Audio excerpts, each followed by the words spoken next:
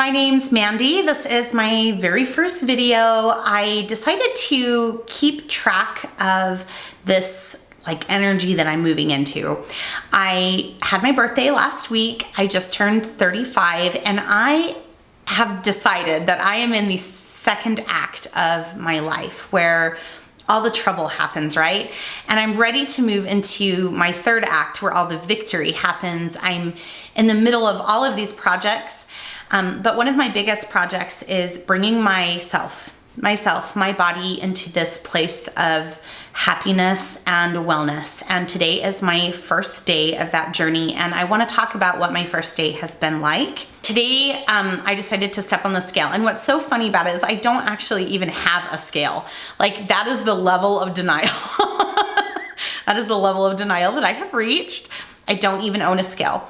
But today I went to my friend's house and I stood on the scale for the first time in years. And it was a really horrible experience and kind of depressing and difficult.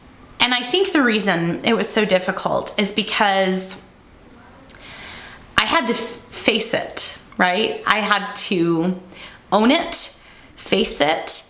I had to be accountable for the state that I put my body in.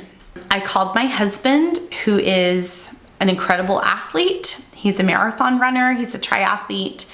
He's done Ironman. He's done all of these things. And I told him what I weighed for the first time, probably in our entire marriage of 14 years, because I wanted to be accountable. And the reason I think that is so important to me is because if it's really easy for me to blame other things, to blame my health. I've had cancer. I've had cancer treatment twice. I've lost various organs. My blood pressure is astronomically high for my age and weight.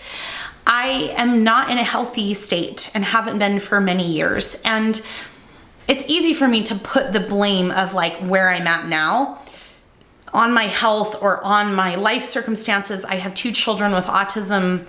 I lead a relatively busy and stressful life. And I realized that in the process of blaming all of these other things, I had given away my power,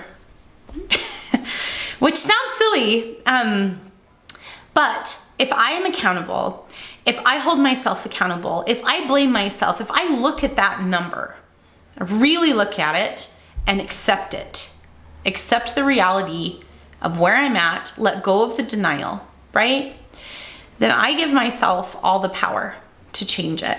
Once I accepted that and once I owned the number on the scale, I went through about 2 hours of solid depression, let's be honest. And then I started to think, you know what, it sucks that I'm at that weight. It's not where I want to be, but you know what, I put myself there and I can get myself out. And it was the most freeing, empowering feeling, because I feel like I have been trapped for a long time in this body that I'm in. And I have been using excuses and none of it has helped me. But I am ready to take the next step and to enter this next chapter of my life. And the very first thing that I feel is necessary to changing is acknowledgement. It's acknowledging where you're really truly at. And that was my day today.